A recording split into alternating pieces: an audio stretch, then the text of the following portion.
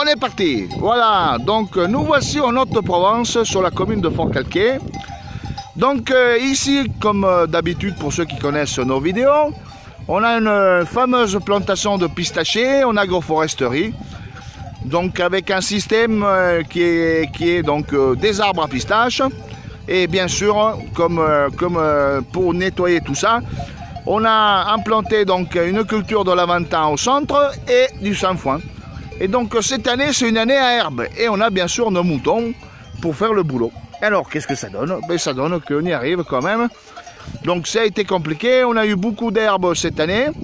Mais progressivement, on arrive à... Ça fait la 3e fois qu'on passe sur la culture. Mais on arrive à faire manger, à paître les moutons et en même temps avoir une culture de lavanda conséquente. Voilà. Donc nous voici donc avec notre cher éleveur qui gère un peu ce troupeau. Il y a 1000 bêtes donc dans la parcelle qui bien sûr fument, nettoient, mangent l'herbe qui est présente. Donc on a eu quelques soucis l'année dernière avec du sainfoin qui a disparu à cause de la sécheresse et on a eu beaucoup de pieds qui ont dégagé.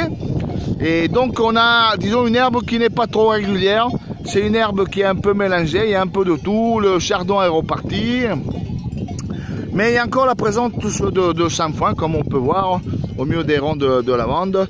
Et on le voit bien, le sainfoin qui est là, voilà, qui fleurit. Et bien sûr qui va être mangé par les moutons. Voilà. Alors Franck, qu'est-ce que ça donne? Alors, qu'est-ce que... Dis-nous tout. Ben, les brebis mangent bien, on s'y retrouve chacun, quoi, je pense. Et bon, il faut faire attention. Là, j'ai pas pu mettre les filets parce que j'ai peur que... Donc ça, c'est le 3e passage. Hein. Voilà. Donc les premiers 2 passages viennent, on installe des filets tout autour de la parcelle. Et tout le champ de coup. Et on laisse les brebis manger tranquillement pendant grosso modo une dizaine de jours. Avant voilà, que les lavandes fleurissent. Avant que les lavandes fleurissent. Mais là, voilà, comme les lavandes sont fleuries, et que j'ai peur que quand même, si quand il n'y a plus rien, plus trop d'herbe et tout, qu'elles mangent les lavandes, eh bien je les garde, je leur donne quartier par quartier, comme vous voyez là, une grande place sans les bouger pour pas qu'elles écrasent trop les lavandes.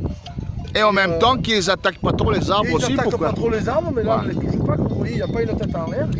Elles n'ont pas, comme on regarde, elles s'occupent de l'herbe. On a commencé hier, il ne faut pas y insister trop. Voilà.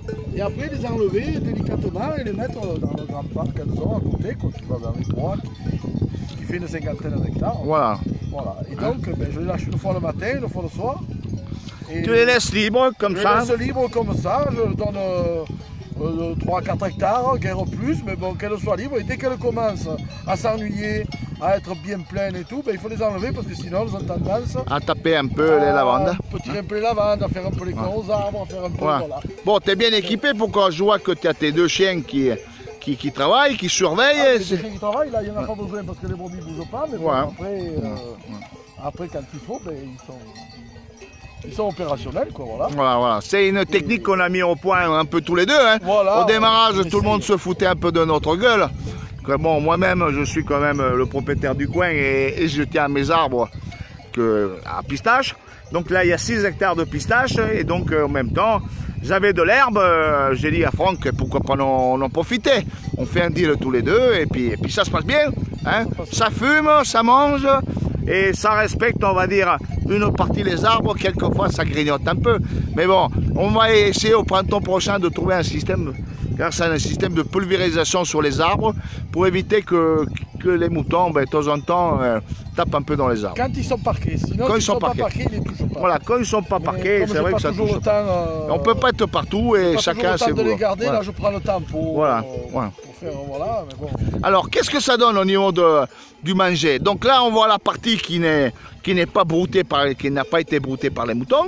On va aller voir avec Franck la partie qui a été broutée.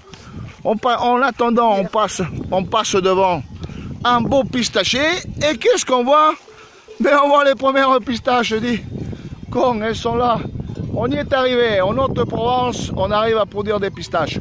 On a la montagne de Lure.